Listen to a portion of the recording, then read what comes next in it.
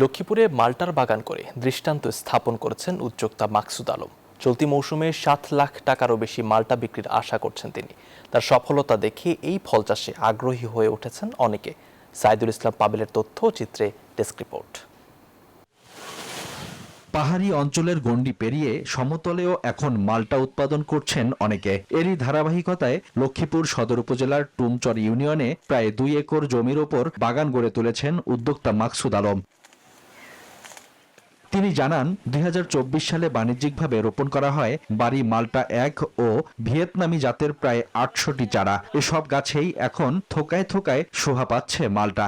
দেশ জুড়ে যে কোনো কেনাকাটায় ১০,০০০ টাকার বেশি অফার, তাই পেমেন্ট মানেই বিকাশ।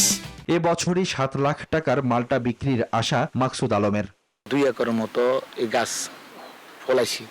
গাছ ফলানোর পরে এখন মোটামুটি আমি দেখতেছি আমার এখানে প্রতি গাছে যদি ৫-৬ কেজি করে যদি অ্যাভারেজ হয়, তাহলে আমার ৫-৬ টন মালটা অবশ্যই হবে।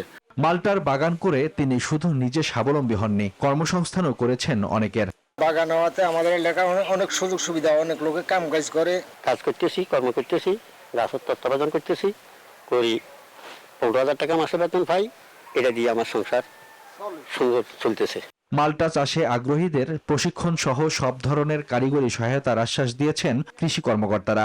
নতুন যারা উদ্যোক্তা হচ্ছে তাদেরকে আমরা মাল্টা চাষের বিষয়ে পরামর্শ দিচ্ছি ও প্রশিক্ষণ দিচ্ছি।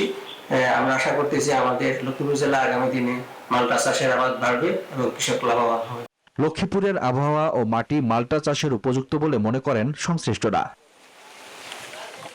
Desk report, news 24।